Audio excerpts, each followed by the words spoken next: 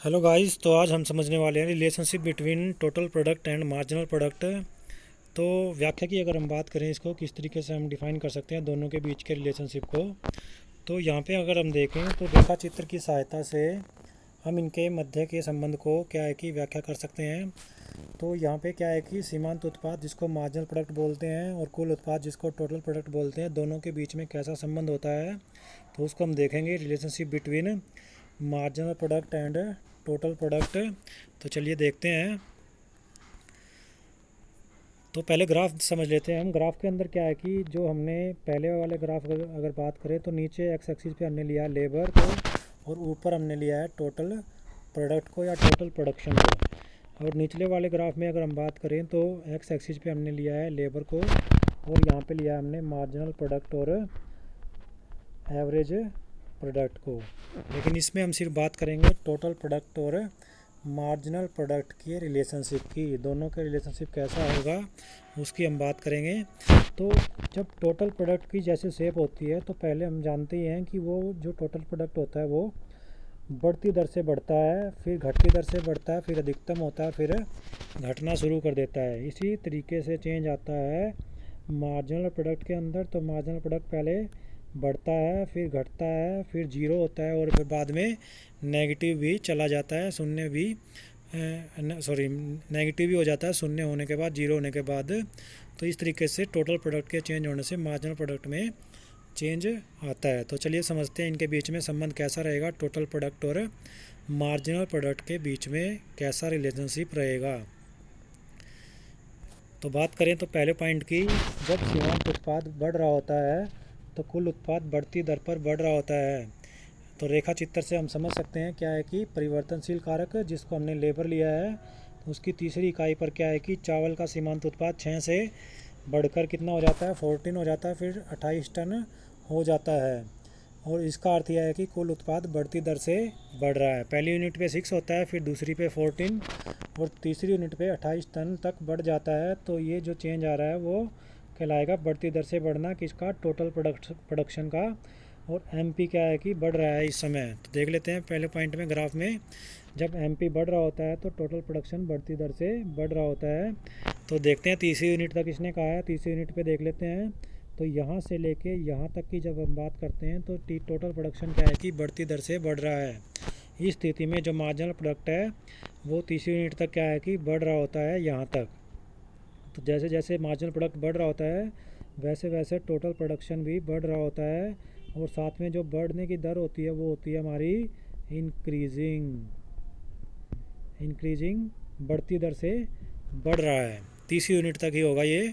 उसके बाद क्या हो जाता है, सीमांत उत्पाद घटना शुरू कर देता है। तो नेक्स्ट पॉइंट देखते हैं हम। नेक्स्ट पॉइंट के अंदर क्या है कि जब सीमांत उत्पाद मार्जिनल प्रोडक्ट घटना शुरू करता है तो टोटल प्रोडक्ट घटती दर पर बढ़ता है। रेखा चित्र से हम स्पष्ट कर सकते हैं कि तीसरी इकाई के बाद छठी इकाई तक सीमांत उत्पाद निरंतर घट रहा है। इस दशा में कुल उत्पाद तो बढ़ रहा होता है परंतु यह वृद्धि की दर जो होती है वो घटती दर पर होती है। इसका कहने का मतलब यह है कि जब एमपी घटना शुरू कर देता है, मार्जिनल प्रोडक्ट सीमांत उत्पाद जब घटना शुरू कर देता है तो टोटल प्रोडक्शन बढ़ ज़रूर रहा होता है, लेकिन जो उसकी बढ़ने की दर होती है वो घटती दर पर होती है, आसमान होती है, डिक्रीजिंग होती है। उदाहरण के लिए क्या है कि श्रम की 5वीं इकाई लगाने पर सीमांत उत्पाद 8 टन से छठी इकाई लगाने पर क्या हो जाता है, 4 टन रह जाता है। इस दशा में कुल उत्पाद क्या होता है, 72 से 80 और 80 से 84 हुआ है।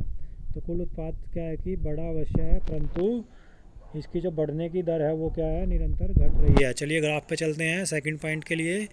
तो सेकंड पॉइंट में इसने कहा है कि जब तीसरी यूनिट से हम आगे चलते हैं, तीसरी यूनिट से आगे क्या है कि सीमांत उत्पाद क्या है, जब घट रहा होता है इस तरीके से घटना शुरू करता है तो जो टोटल प्रोडक्शन है वो बढ़ रहा होता है, लेकिन जो उसकी बढ़ने की दर होती है वो क्या होती है, हमारी घटती दर पर वो बढ़ता है। जो ये बढ़ने की दर है ये क्या है, हमारी डिक्रीजिंग इसको बोलते हैं, घटती दर पर बढ़ना।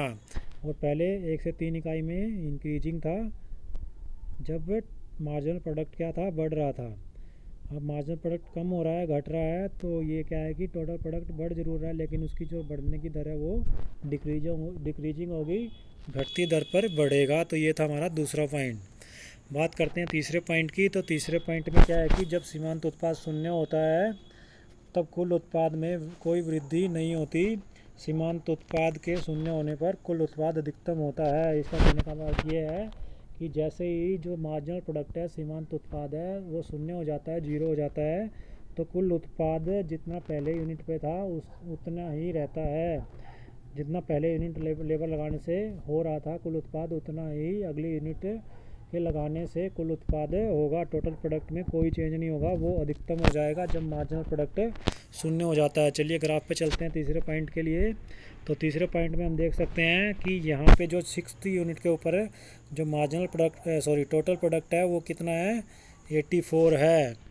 जैसे ही क्या है कि मार्जिनल प्रोडक्ट यहाँ से 6ठी यूनिट से यहाँ पे 7वीं यूनिट पे जाते हैं हम, शून्य हो जाता है। तो ये क्या है कि जब 6ठी यूनिट पे जो मार्जिनल प्रोडक्ट है ये 84 है, तो यहाँ से जब 7वीं यूनिट पे जाते हैं हम, 7वीं यूनिट पे ये टोटल प्रोडक्ट है, तो टोटल प्रोडक्ट हमारा 84 ही होगा। उसमें कोई किसी तरीके का चेंज नहीं आएगा, वो 84 ही रहेगा, मतलब कि वो अधिकतम ही होगा जब ये मार्जिनल प्रोडक्ट शून्य हो जाता है। तो ये था दोनों के बीच में रिलेशनशिप का तीसरा पॉइंट। चौथा पॉइंट क्या है कि मेन है चौथा पॉइंट भी। चौथे पॉइंट के अंदर क्या है कि जब सीमांत उत्पाद ऋणात्मक हो जाता है, मार्जिनल प्रोडक्ट ऋणात्मक हो जाता है, तो कुल उत्पाद घटना शुरू हो जाता है। जैसा कि चित्र से स्पष्ट है कि श्रम की 8वीं इकाई लगाने से, लेबर की 8वीं यूनिट लगाने से सीमांत उत्पाद ऋणात्मक हो जाता है। इस वजह से क्या है कि कुल उत्पाद 84 से घटकर क्या हो जाता है, 80 हो जाता है। चलिए चौथे पॉइंट के लिए ग्राफ में। तो ग्राफ में क्या है कि जब ये 7वीं यूनिट से मार्जिनल प्रोडक्ट नेगेटिव हो जाता है, 0 से माइनस में चला जाता है मार्जिनल प्रोडक्ट, तो मार्जिनल प्रोडक्ट के नेगेटिव चले जाने से क्या हो जाता है, हमारा जो टोटल प्रोडक्ट है ये 7वीं यूनिट पे 84 था, तो ये जब 8वीं यूनिट पे जाता है तो ये 80 हो जाता है, मतलब कि पहले से कम हो जाता है। तो ये घटना शुरू कर देता है जैसे ही मार्जिनल प्रोडक्ट नेगेटिव होता है। इसका अर्थ ये होता है कि टोटल प्रोडक्ट घटना शुरू हो गया है। तो ये था relationship between total product, total production and marginal production. सीमांत उत्पाद और कुल उत्पाद के बीच में संबंध 4 पॉइंट बनेंगे इसमें। तो चारों पॉइंट को आप अच्छे से समझ लीजिए। वीडियो को ज़्यादा से ज़्यादा लाइक कीजिए, शेयर कीजिए, एंड इससे आगे के जो पार्ट्स होंगे उनके लिए क्या करें, चैनल को सब्सक्राइब ज़रूर कीजिए।